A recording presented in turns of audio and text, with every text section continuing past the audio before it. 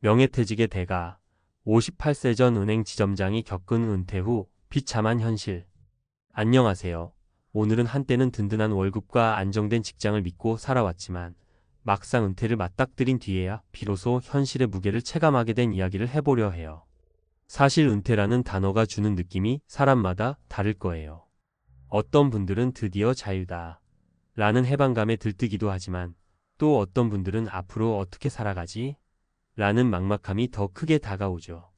특히나 명예퇴직이나 조기퇴직을 선택하거나 어쩔 수 없이 퇴직한 분들은 그 시점에 나는 이제 인생 이막을 준비하면 되지라는 가벼운 마음이 들 수도 있어요.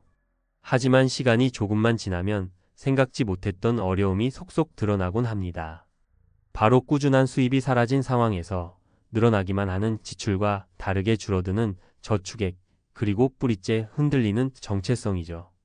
오늘 이야기의 주인공, 58세까지 은행 지점장으로 근무하셨던 분 역시 이런 고민을 온몸으로 겪은 사례 중 하나입니다. 한때는 돈 문제만큼은 먼 이야기라고 느꼈다는데 알고 보니 그저 안락한 회사 울타리 안에 있었을 뿐이었죠. 많은 분들이 나도 얼마 전 퇴직했는데 혹시 나에게도 닥칠 수 있는 문제 아닐까? 라고 공감하시리라 믿어요. 그래서 오늘은 이분 사례를 바탕으로 그리고 실제로 주변에서 들어본 다른 두 분의 은퇴 스토리까지 엮어보면서 우리가 은퇴 준비와 은퇴 후 삶을 어떻게 지혜롭게 그려나갈 수 있을지 편안한 구어체로 말씀드려볼까 해요. 1. 58세 전 은행 지점장 황씨 이야기. 첫 번째 사례는 바로 오늘 제목에서 언급한 58세의 명예퇴직한 전 은행 지점장 황씨의 이야기예요. 황씨는 은행에서 오래 근무했고 지점장 자리에 올랐을 정도로 능력을 인정받았던 분이죠. 게다가 성실하고 착실한 성격이라 직장 동료들은 물론 주변 사람들에게도 경제적으로도 안정됐고 준비성도 철저한 사람이라는 평을 많이 받았어요. 그런데 막상 명예퇴직을 하고 나오니 처음에는 회사에서 받은 퇴직금과 약간의 위로금으로 큰 문제는 없겠다고 생각했대요. 더군다나 사람들은 당신은 경험이 많으니 재취업도 수월할 거야 라며 격려해줬죠. 황 씨 스스로도 설마 내가 이 많은 경력과 인맥을 놔두고 일 못 찾겠어? 라는 막연한 자신감도 있었고요. 문제는 현실 세계는 생각만큼 호락호락하지 않았다는 데 있어요. 우선 은행 지점장 경력이 살짝 어정쩡하게 작용한 거예요. 예를 들어 이제 막 3040대 초중반의 실무자 레벨을 뽑는 금융사나 스타트업 등에는 나이가 너무 많다며 거절당하기 일쑤였고 그렇다고 중견 금융기관의 임원급 자리는 대부분 내부 승진이나 더 어린 임원들에게 돌아가니 문이 좁아진 겁니다. 시간이 지나면서 황 씨가 평생 믿어왔던 안정된 직업이라는 이미지가 점점 깨지기 시작했어요. 그리고 수입이 완전히 끊기다 보니 직장 다닐 때 받던 월급에 맞춰져 있던 지출 구조가 문제였죠. 매달 나가던 보험료, 생활비, 자녀 학비 등은 그대로인데 현금 유입은 급감하니 빚이 조금씩 늘어갔어요. 결국 예비비처럼 믿고 있던 퇴직금마저 생활비와 대출 상환으로 빠르게 소진됐어요. 황 씨 말로는 그때서야 비로소 예전에 지금은 부족해도 자산을 쌓아야 한다고 말해주던 후배들이 떠올랐다고 해요. 아무리 높은 직급에서 일했어도 준비가 없으면 누구나 한순간에 땅바닥을 찍을 수 있구나 하고 뼈저리게 깨달았다고 하더군요. 2. 60대 초반 퇴직 후 자영업에 도전했다. 실패한 김씨 사례. 두 번째 사례는 은행권이 아닌 대기업 연구소에서 일하다가 60세 초반에 퇴직한 김씨 이야기예요. 김씨는 식구도 많지 않고 부양해야 할 자녀가 이미 독립을 한 상태였어요. 그래서 지금 모아둔 돈이면 당분간은 괜찮겠다 싶어서 그 돈으로 작은 카페를 열었습니다. 처음에는 내 가게를 운영한다는 꿈도 있었고 요즘은 카페 수요가 많으니 충분히 수익이 난다고 생각했대요. 게다가 지인들도 퇴직하고 가게 하나쯤은 괜찮지 않아? 노후에 심심하지도 않고라며 등을 떠밀었고요. 문제는 장사라는 게 결코 쉽지 않다는 데 있었죠. 특히 본인이 연구소에만 오래 있었던 김 씨는 고객 서비스를 어떻게 해야 하는지, 월세나 인건비는 매달 어느 정도 선에서 제어해야 하는지 감이 전혀 없었어요. 아무래도 커피나 디저트에 대한 전문 지식도 부족했고 트렌드에 둔감했던 것도 한몫했죠. 게다가 연세가 있으시다 보니 체력적인 부담도 상당했다고 합니다. 결국 1년도 되지 않아 가게 매출이 임대료조차 감당 못하는 수준으로 내려갔고 내부 인테리어와 장비 구입 등 초기 투자 비용을 모두 날리는 결과가 되었어요. 김 씨는 가게를 정리하면서 스스로도 자괴감을 크게 느꼈다고 해요. 나는 내 일을 할 만한 능력이 있다고 믿었는데 막상 해보니 내가 뭘 아는지도 모르겠더라면서 고개를 떨구셨죠. 김 씨 사례를 듣다 보면 은퇴 후 내 사업을 시도하는 게 무조건 잘못된 선택은 아니지만 준비 없이 뛰어드는 건 굉장히 위험하다는 걸 느끼게 됩니다. 그야말로 은퇴 자금을 고스란히 위험에 내던지는 결과가 될 수 있다는 거죠. 3. 55세에 이직을 시도하다 결국 은퇴를 선택한 박 씨 이야기. 마지막으로 세 번째 사례는 조금 다른 각도에서 말씀드려 볼게요. 박 씨는 50대 중반이 되면서부터 조짐이 좋지 않았다고 해요. 다니던 회사가 인력 감축을 계속했고 승진이나 부서 이동이 막히면서 내가 여기서 얼마나 더 버틸 수 있을까? 라는 생각이 점차 커졌답니다. 그래서 본인 의지로 55세가 되던 해에 이직을 결심합니다. 이대로 찬밥 신세가 되느니 차라리 내 경력을 알아봐줄 중소기업이나 신생기업으로 옮겨서 한 번 더 도전해보자라는 마음이었죠. 그런데 사내에서도 박 과장, 사실상 55세면 다른 회사도 안 받아줄 텐데라며 뜯어말리는 목소리가 많았어요. 하지만 박 씨는 그런 우려를 무시하고 도전을 강행했죠. 결과적으로 이직 면접을 서너 군데 봤지만 모두 불합격이었어요. 회사 측에서는 경력은 훌륭한데 우리 기업이 원하는 나이대나 조직 문화와 맞지 않는다고 이유를 돌려 말했지만 사실상 나이를 이유로 거절당한 셈이죠. 결국 그 회사에서도 나와서 잠시 실업급여를 받다 보니 어쩔 수 없이 은퇴 아닌 은퇴를 선택하게 되었답니다. 박 씨는 왜 진작에 내가 지금 이 회사에서 정년까지 버티는 게 좋은가? 아니면 사이드 프로젝트나 창업 공부를 해두는 게 좋을까? 를 고민하지 않았나? 후회된다라고 하소연을 많이 해요. 안정적인 회사에 있건 명예퇴직을 하건 간에 결국 제2의 커리어나 재취업 기회를 여러 방면에서 미리 준비했어야 했다는 깨달음을 늦게 얻은 거죠. 은퇴 준비, 그리고 은퇴 후 삶 우리가 배워야 할 것들. 위 세 가지 사례를 보면 결국 공통분모가 있습니다. 막연한 자신감 나는 고연봉이고 고위직이니까 외부에서도 쉽게 나를 원할 것이라고 착각하기 쉽다는 점. 현금 흐름 관리의 부재 급여가 끊긴 후 어느 정도 기간까지 커버 가능한지 어떤 지출을 줄일 수 있는지 철저히 계획되지 않았다는 점. 은퇴 후 청사진 부재 은퇴를 했거나 준비 중인 분들이 어떤 일을 하며 어떤 생활 패턴을 유지해야 하는지 구체적인 로드맵이 없었다는 점이죠. 특히 명예퇴직금이나 퇴직금을 목돈으로 받아서 무언가를 시작할 때 이것이 내 전 재산과도 같다는 사실을 직시해야 해요. 실패했을 때 다시 만회하기 쉽지 않다는 점이죠. 그래서 요즘은 퇴직을 준비하는 분들에게 마지막 직장 생활 중에 미리 배워둬라라는 말을 많이 권하곤 합니다. 예를 들어 마케팅이나 재무, SNS 활용, 업계 흐름 파악 같은 걸 미리 조금씩이라도 공부해두라는 거예요. 그리고 어떤 일을 할까 막연하게 고민만 하기보다 퇴근 후나 주말에 소규모로 시험해보면서 경험치를 쌓아두면 훨씬 안전하다는 거죠. 또 한편으로 누구나 가게를 열고 사업을 해야만 하는 건 아니에요. 은퇴 후에도 업계의 전문 지식과 네트워크를 활용해 컨설팅, 강의, 자문 등으로 이모작을 할 수도 있고 필요한 자격증을 미리 준비해두면 은퇴 후 각종 파트타임 형태로 수익을 창출할 수도 있어요. 제일 중요한 건 한 가지 원천 수입에만 의존하지 않는 자세라고 생각해요. 현업에 종사 중일 때부터 부업이나 주식 부동산 투자 혹은 디지털 콘텐츠 제작 유튜브, 블로그 등으로 다양한 소득 파이프라인을 마련하는 사례가 늘고 있죠. 물론 무리한 투자나 단기간 고수익을 노리는 건 위험하지만 시간을 두고 천천히 배워가는 자세가 필요하겠습니다. 마지막으로 은퇴 이후에는 사회적 소속감 부분도 무시할 수 없어요. 대부분의 사람들이 회사를 떠나면 그간의 명함이나 직위, 동료와의 관계가 점차 희미해지면서 공허함과 우울감을 느끼기도 하거든요. 그래서 새로운 인간관계를 맺거나 봉사활동이나 커뮤니티 모임에 참여하는 등 사회적 활동을 지속적으로 해나가는 게 중요합니다.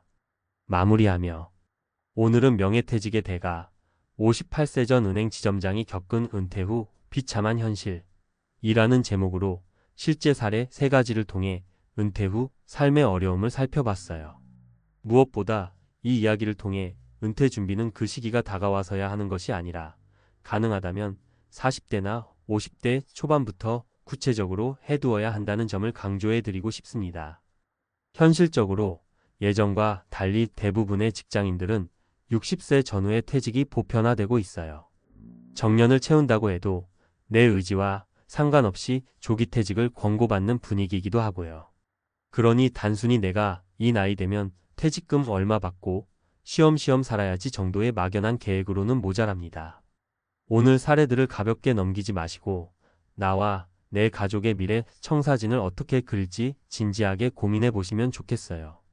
혹시 이미 은퇴하신 분이라면 늦었다고 생각하는 시점이 사실은 다시 시작할 수 있는 가장 빠른 시점이라는 말이 있습니다. 포기하지 말고 주변의 도움과 본인의 전문성을 살릴 길을 천천히 찾아보시길 권해드립니다. 앞으로는 은퇴하시는 분들이 점점 더 많아질 거예요. 우리 모두가 한때 직장이라는 안정된 울타리를 벗어날 때를 준비해야 하죠. 그 순간이 막막하게 느껴지는 분들에게 오늘의 이야기가 조금이라도 위로가 되고 또 현실적인 대책을 고민하는 계기가 되길 바랍니다. 감사합니다. 수십억 매출 자영업자였던 59세 사장, 은퇴 후 달라진 인간관계. 안녕하세요. 혹시 은퇴를 앞두고 계신가요? 아니면 막 은퇴를 하셨나요? 혹은 아직 은퇴 생각은 없지만 종종 나도 언젠가는 그만두게 될 텐데 이런 생각이 스쳐 지나가시나요? 오늘은 59세 자영업자, 사장이었던 분의 이야기를 시작으로 은퇴 후 인간관계가 어떻게 바뀌는지 또 그 과정에서 어떤 마음으로 준비해야 하는지 함께 나눠보려고 해요. 제 이야기를 듣다 보면 저런 경우도 있구나. 나도 조심해야겠다 하는 공감이 생기실지도 모르겠어요. 1. 은퇴를 앞두고 품었던 작은 기대. 먼저 오늘의 주인공이었던 59세 김 사장님 이야기를 해볼게요. 김 사장님은 20년 넘게 대형 음식점을 운영하면서 한때는 매출이 수십억 원까지 올라갔던 소위 잘 나가는 자영업자셨어요. 원래부터 성실하고 부지런한 분이라 직원들에게도 인기가 많았죠. 거래처, 단골 손님, 지인들도 김 사장님 덕분에 내가 산다 며 칭찬이 자자했고요.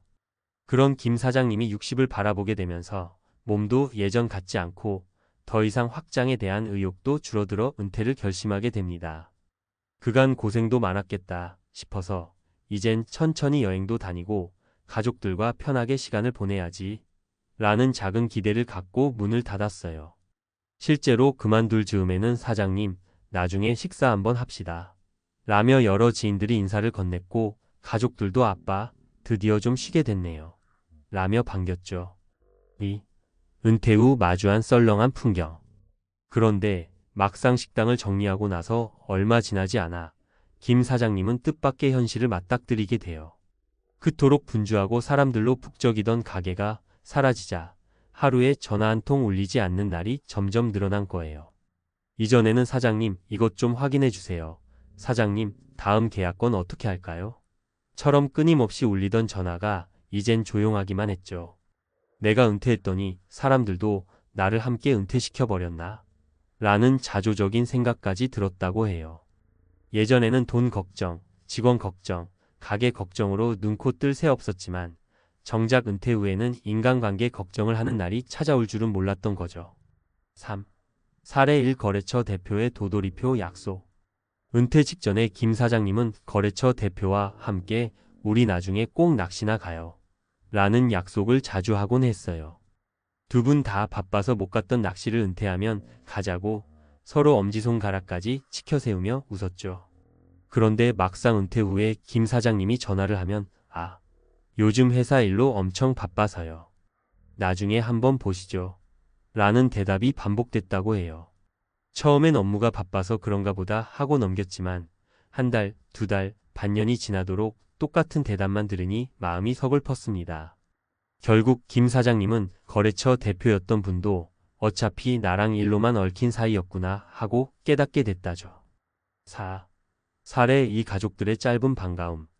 그동안 바쁘게 지낼 때는 가족들과 시간을 더 보내고 싶다. 뭐라도 함께 하고 싶다. 이런 생각이 간절했지만 막상 은퇴 후에 하루 종일 집에 있게 되자 가족들과의 생활 리듬이 잘 안 맞았다고 해요. 아내는 아내대로 본인 취미생활과 모임이 있었고 자녀들은 이미 독립해서 각자의 가정이나 직장이 있었죠. 은퇴 직후 12주는 모두가 아빠, 이제 푹 쉬세요. 라며 챙겨줬지만 그 이후로는 점점 서로 바쁘고 각자 할 일이 생기면서 오히려 집에서 잔소리만 늘어난 거예요. 아빠가 식당 할 때는 밖에서 일만 하시더니 이제 집에서 TV만 보고 계시네? 이런 농담 섞인 말이 가슴에 비수처럼 꽂히기도 했다고 합니다. 가족은 당연히 내 편일 거야 라고 생각했는데 그건 반은 맞고 반은 틀린 말이었다는 걸 느낀 거죠. 5. 사례 3 직원들과의 거리감. 사실 김 사장님이 가장 아쉽고 섭섭했던 부분은 그동안 본인 가게에서 함께 일했던 직원들이었어요. 고생하면 같이 고생하고 힘든 날에는 서로 토닥여주며 견뎌냈던 사이였거든요. 그래서 은퇴 후에도 가끔 만나 식사하면서 옛날 얘기도 하고 우정을 이어가길 바랐대요. 하지만 직원 입장에서는 사장님이시긴 해도 이제 우린 현장에서 일하고 사장님은 쉬시니 괜히 어렵기도 하고 또 잘못 만나면 지금 사장님 새 사장 눈치 보일 수도 있고 이런 복잡한 생각이 들었나 봐요. 그래서 점점 연락이 뜸해졌다고 해요. 서로가 부담을 느끼다 보니 자연스럽게 연락이 끊겨버려 김 사장님은 은퇴 후 몇 달 지나고 나서는 직원들 누구와도 만나지 않게 됐죠. 6. 은퇴 이후 인간관계가 바뀌는 이유. 왜 이런 일이 일어날까요? 가만히 보면 우리가 직장이나 사업장에서 맺는 대부분의 인간관계는 이를 매개로 형성되는 경우가 많아요. 일하면서 의견 교환도 하고 성과도 내고 팀워크를 맞추는 과정에서 친밀감이 생기죠. 그런데 일이라는 공통 분모가 사라지면 유지되기 어려운 관계도 상당히 많아요. 또 경제적 영향력도 무시 못해요. 예전에는 내가 의사결정권자로서 이 사람과의 관계를 유지했을 때 얻을 수 있는 이점이 분명히 있었는데 은퇴 후에는 그 메리트가 없어지니 딱히 서로에게 이익이 되지 않는다면 예전만큼 간절하지 않게 되는 거죠. 사실 이건 어쩌면 자연스러운 흐름일 수도 있어요. 7. 그렇다면 어떻게 대비해야 할까? 그럼 이제 난 은퇴하면 아무도 없으니 그냥 포기하자 라고 생각해야 할까요? 전 그렇지 않다고 생각해요. 은퇴 후 인간관계가 급격히 줄어드는 건 사실이지만 그렇다고 모든 관계가 끊기는 건 아니죠. 또 새롭게 맺을 수 있는 관계들도 분명 있어요. 지금부터 몇 가지 조언을 드려볼게요. 이해관계가 아닌 진짜 취미를 통해 만나는 사람들. 예전에는 사업, 업무, 거래처 이런 식으로 이해관계를 중심으로 만나왔다면 이제는 내가 좋아하는 취미나 봉사활동 혹은 문화센터 같은 곳에서 새롭게 사람들과 교류할 수 있어요. 이때는 서로 직책이나 돈보다는 함께 좋은 걸 즐긴다는 공통점으로 이어지니까 관계가 더욱 오래가죠. 가족과의 관계는 의도적 거리 두기도 필요. 내가 은퇴했으니 가족과 24시간 함께 있어야지 라고 하면 처음엔 좋을 수도 있겠지만 곧 서로가 피곤해질 수 있어요. 부부 사이, 자녀와의 사이도 마찬가지예요. 각자 공간과 시간을 어느 정도는 존중해주면서 일주일에 한 번이라도 함께하는 시간을 약속해보는 거죠.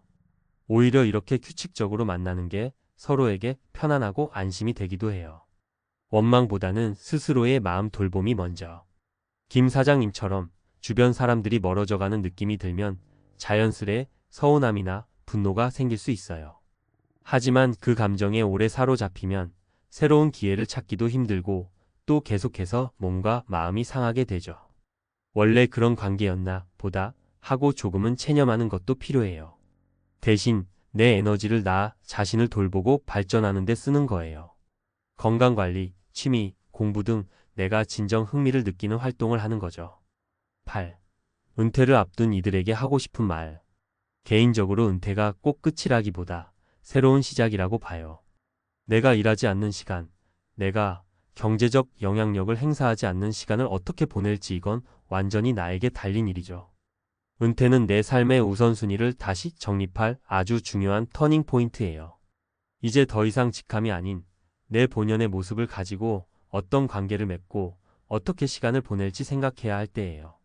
누군가는 그 과정에서 봉사활동에 열정을 쏟기도 하고 누군가는 여행을 통해 여러 나라의 문화를 배우고 또래 친구를 사귀기도 해요. 또 다른 누군가는 노후 창업이나 재취업을 통해 새로운 인맥을 형성하기도 하죠. 9. 마무리하며 살아가면서 가장 힘든 순간은 아마도 나는 분명히 여기 있는데 아무도 나를 찾지 않는다라고 느낄 때가 아닐까 싶어요. 하지만 꼭 알아두셨으면 해요. 그건 내 삶이 끝났다는 신호가 아니고 한 챕터가 마무리되었다는 뜻일 뿐이에요. 김 사장님은 결국 가족들의 권유로 운동 모임에 가입해 거기서 비슷한 연배와 취향을 가진 분들을 만나게 됐다고 해요. 처음엔 낯설었지만 매주 운동 후에 식사도 함께하고 여행 계획도 세우면서 어차피 나는 예전처럼 큰 돈을 버는 사장도 아니고 그냥 나로서 사람들을 만나고 싶다는 마음을 갖게 됐죠. 그러다 보니 자연스레 진짜 친구도 생기고 삶의 활력도 되찾았다고 합니다. 나이가 들수록 관계라는 게 정말 소중해지죠. 하지만 그 관계를 지탱하는 건 결국 나 자신이고 내가 가진 가치관과 에너지예요.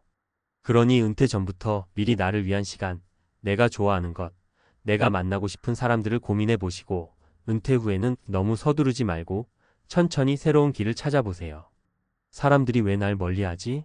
하고 억울해만 하는 대신 지금 이 순간 내게 다가올 또 다른 인연과 기회를 기다리면서 내 삶의 다음 페이지를 써나가시길 바랍니다. 여기까지 제 긴 이야기를 들어주셔서 감사합니다.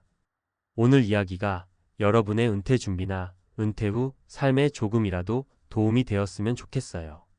혹시 은퇴 생활에 대한 궁금한 점이나 이런 비슷한 경험을 공유하고 싶으시다면 댓글로 남겨주세요.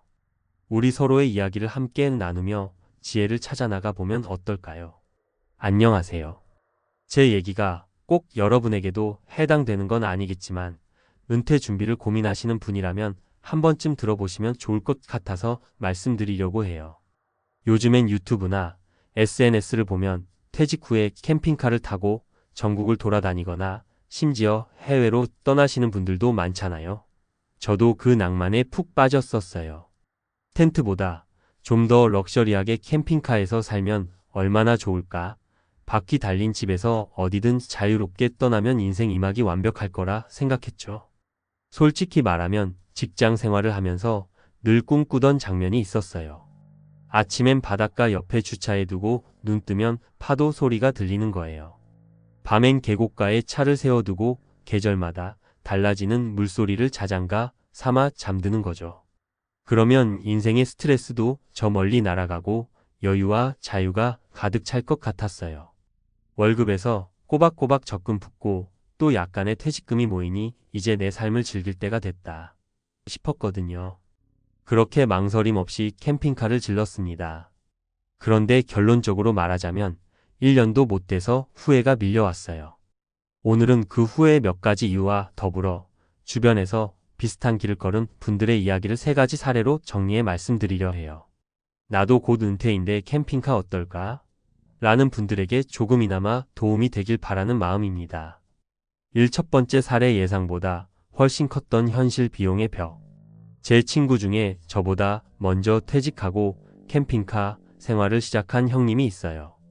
그 형님 말씀이 처음 23개월은 정말 신났대요.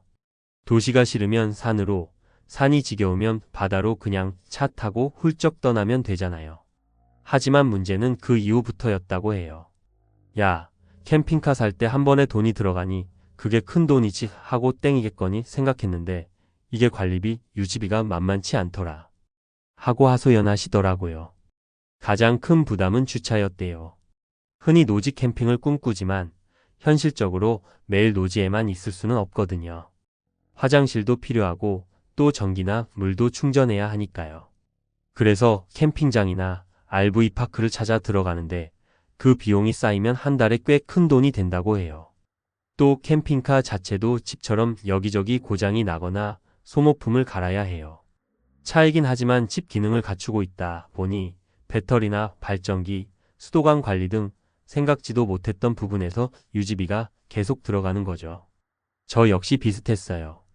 퇴직 금적금 털어서 캠핑카 한 대 샀는데 연비가 생각보다 나빠서 기름값도 만만찮고요.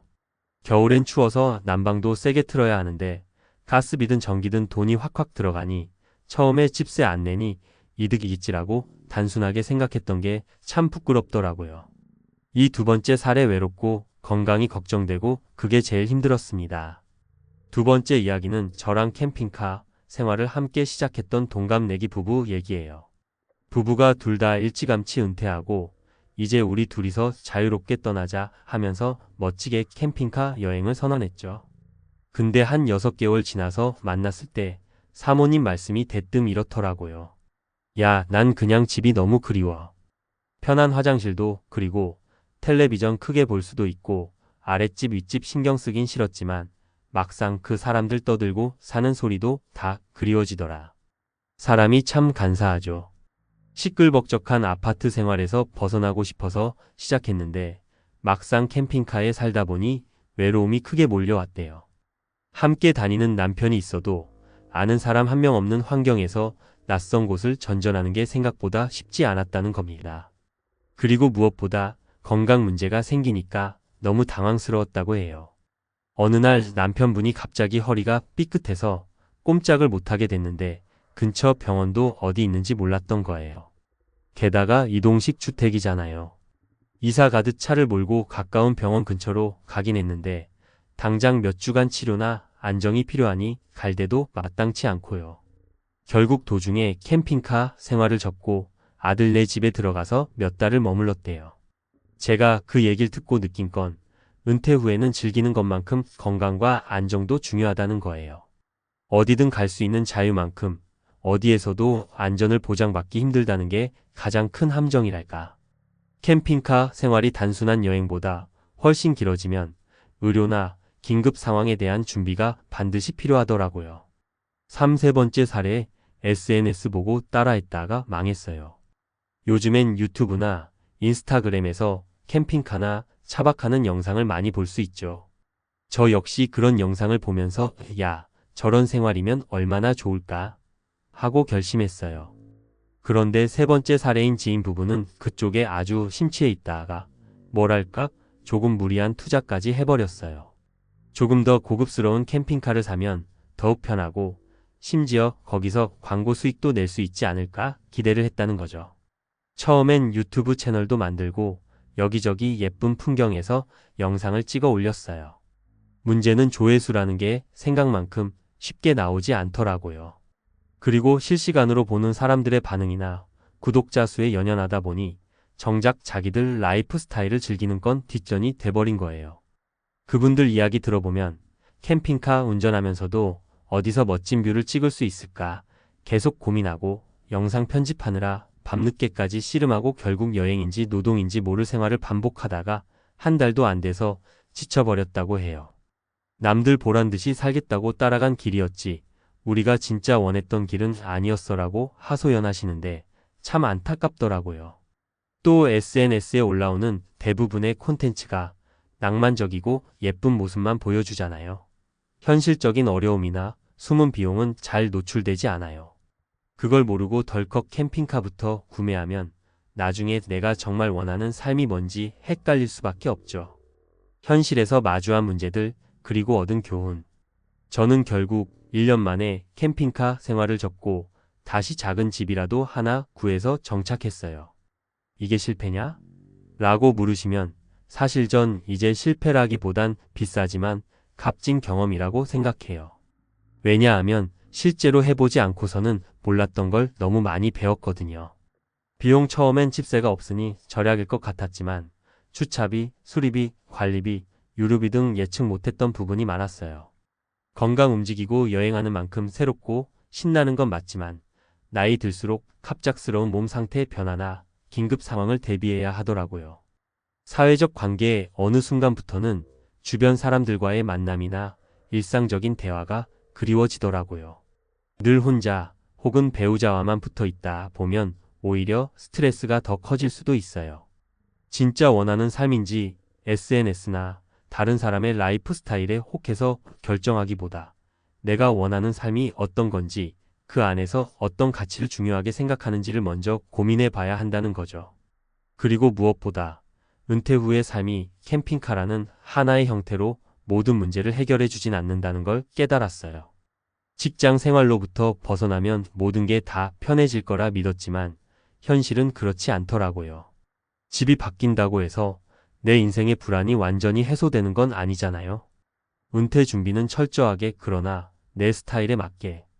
마지막으로 저나 제가 본 사람들의 이야기를 통해 강조드리고 싶은 건 딱 두 가지예요. 첫째, 꿈꿀 땐 낭만을, 실행 땐 현실을 보자. 낭만이 있어야 도전할 용기가 생기죠. 근데 실행 단계에선 냉정하게 계산할 필요가 있어요. 은퇴하고 한정된 자금에서 캠핑카라는 큰 지출을 감당할 수 있는지, 관리비나 노후 건강 문제까지 고려했을 때 유지 가능할지 꼭 따져봐야 해요. 둘째, 나만의 인생 이막 스타일을 찾아라. 남이 좋다고 다 내게 맞는 건 아니잖아요. 캠핑카든 귀농이든 해외이민이든 각자에게 맞는 방식이 있을 거예요. 무엇보다도 그게 진짜 내가 원하는 삶인가? 를 충분히 고민해봐야 실망도 줄어들고 적응도 수월해집니다. 물론 저는 지금도 때때로 캠핑카 여행을 그리워해요. 원하는 때에 훌쩍 떠날 수 있다는 건 분명 큰 매력이니까요. 하지만 그래도 다시 한번 캠핑카 생활을 시작할 기회가 온다면 훨씬 더 꼼꼼하게 준비하고 계획을 세우고 최소 몇 달 정도는 시범 생활을 해볼 것 같아요. 그게 저뿐 아니라 대부분 은퇴를 앞둔 분들에게도 도움이 되지 않을까 싶습니다. 인생 이막이 시작된다는 설렘에 무작정 뛰어들기보단 조금은 계획적인 준비와 냉철한 현실 파악이 먼저라는 거 꼭 기억해 주셨으면 좋겠어요. 아무쪼록 캠핑카 생활이든 또 다른 무언가든 은퇴 후에도 행복하고 알찬 시간을 보내실 수 있길 응원할게요. 감사합니다. 한때 대한민국 제조업의 심장이라 불리던 울산 공장에서 그는 매일같이 분주한 나날을 보냈다. 30년 넘게 현대차에 몸담으며 팀원들을 이끌고 야근도 마다하지 않던 65세 김 부장. 정년을 2년 앞두고 희망퇴직을 신청했을 땐 아내도 말렸다. 하지만 김 부장은 단호했다. 이제는 나를 위한 삶을 살고 싶다. 그가 오랫동안 꿈꿔온 은퇴 후 계획은 단 하나.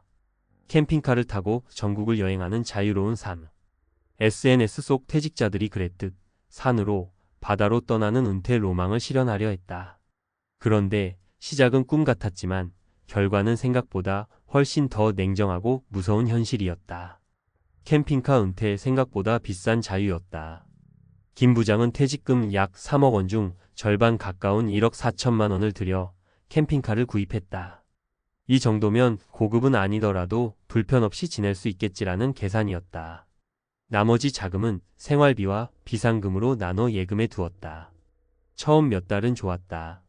봄에는 남도, 여름엔 동해 바닷가를 돌았다.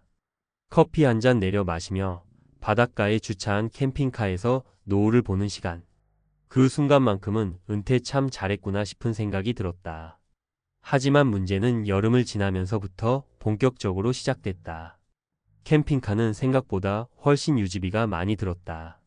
냉방, 난방, 수리비, 고속도로 톨게이트 비용, 주유비는 물론이고 캠핑장마다 부과되는 주차비, 전기 사용료까지 한 달 평균 지출이 250만 원을 넘기기 시작했다. 은퇴 생활에서 빠진 단 하나, 계산기였다. 사례 퇴직 후 1년 잔고가 반토막 났습니다. 김 부장은 캠핑카 여행을 시작한 지 1년 2개월 만에 통장 잔고가 반토막 난 것을 알게 됐다. 이유는 단순했다. 나는 여행만 생각했고 돈은 나중 문제라 생각했어요. 보험은 최소한으로 유지했고 국민연금 외엔 고정 수입이 없었다. 주식으로 수익을 기대했지만 시장은 반대로 흘렀다. 비상금 3천만 원은 캠핑카, 수리와 병원비로 대부분 소진되었다. 사례 아내는 돌아가고 싶다는데 나는 체면이 있어 못 돌아가겠더라고요. 아내는 캠핑 생활 6개월쯤부터 계속해서 집으로 돌아가자고 제안했다. 불편한 침대, 물 부족, 잦은 고장, 그리고 타인과의 관계 단절까지. 김 부장은 체면이 섰다.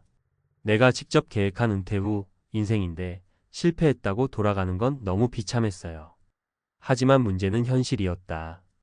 고정 지출은 늘어났고 부부 간 대화는 줄어들었다. 결국 2년 차에 캠핑카를 중고로 되팔았지만 처음 구매가의 60%도 건지지 못했다. 사례 퇴직금 3억, 지금은 월세 보증금으로 사라졌습니다. 마지막으로 김 부장은 고향 근처의 소도시에 월세로 집을 구했다. 서울에서 내려올 때만 해도 다시 돌아갈 계획이었다. 하지만 캠핑카 생활 이후에는 돈이 발목을 잡았다. 퇴직금은 이미 대부분 써버렸고 남은 연금은 월 130만 원 남짓. 아내는 아르바이트를 시작했고 본인은 요양보호사 자격증을 준비 중이다. 65세에 은퇴했지만 67세에 다시 일자리를 찾고 있어요. 이럴 줄 알았으면 캠핑카 말고 작은 집부터 준비했을 겁니다. 캠핑카보다 먼저 준비해야 할 것들. 이 이야기가 말해주는 핵심은 간단합니다.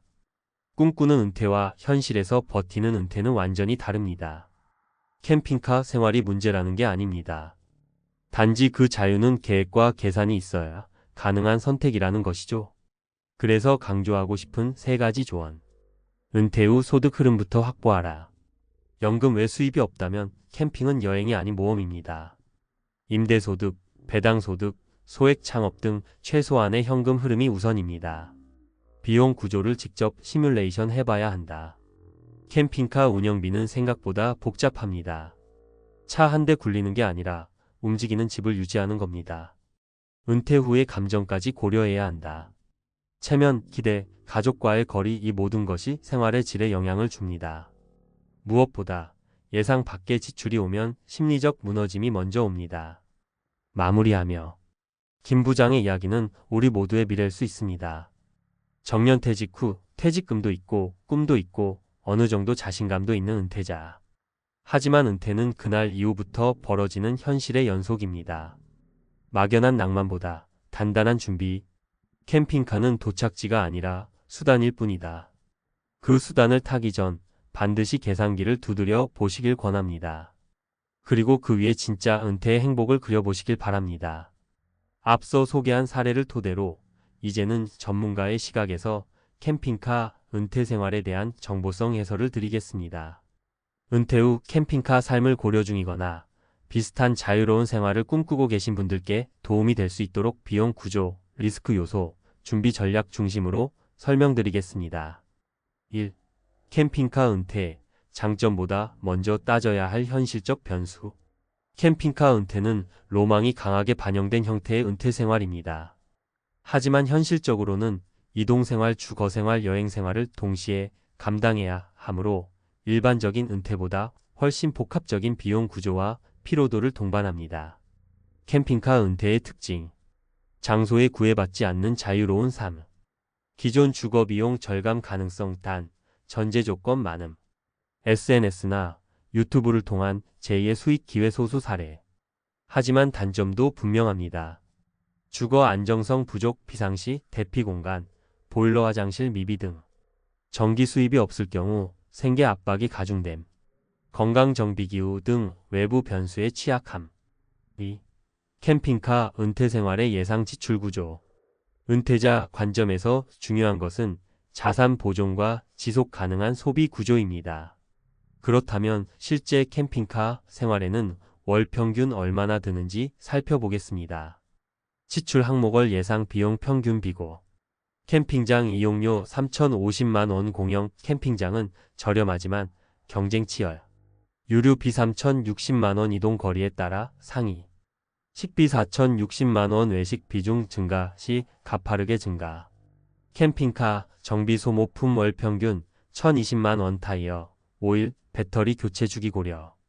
통신보험 생활 잡비 3,050만 원. 유료비 포함 시 더욱 증가. 합계 15만 250만 원 이상 계절생활 방식에 따라 변동폭 큼. 이 비용은 연금 수입 외에 추가 소득이 없을 경우 상당한 압박이 될 수 있습니다. 3. 자주 간과하는 은퇴 캠핑카 생활의 리스크 3가지. 건강 리스크. 은퇴 후 가장 중요한 것은 의료 접근성입니다. 캠핑카 생활은 병원 인프라에서 멀어질 가능성이 큽니다. 정기적인 병원 이용자, 만성질환자에겐 매우 비추천입니다. 정신적 고립감. 초반 몇 달간은 신선하고 자유롭게 느껴지지만 장기적으로는 고립과 무료함, 사회적 단절을 유발합니다. 이는 은퇴자의 우울증 유발요인으로 작용할 수 있습니다.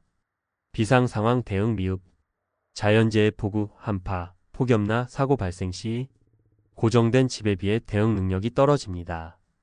특히 고령자는 긴급 대응력이 낮기 때문에 상시 위기 대응 계획이 필요합니다. 4. 은퇴 후 캠핑카 생활을 고려한다면 반드시 준비해야 할 사항. 전문가로서 가장 강조하고 싶은 것은 사전 모의 시뮬레이션의 중요성입니다. 12주 정도의 단기 체험이 아니라 3개월 이상 실거주 형태로 시도해본 후 결정해야 합니다. 핵심 준비 체크리스트. 기본 고정 수입 확보 최소월 200만 원 이상. 국민연금 배당 수익, 임대소득, 조합이 바람직. 1년 생활비 비상자금 3천만 원 이상 확보. 의료 비수리비 기양 비용까지 포함한 여유 자금 필요. 건강상태 확인 및 정기진료 병원 확보. 자주 찾는 병원 리스트 확보 및 대체기관 지도 필요.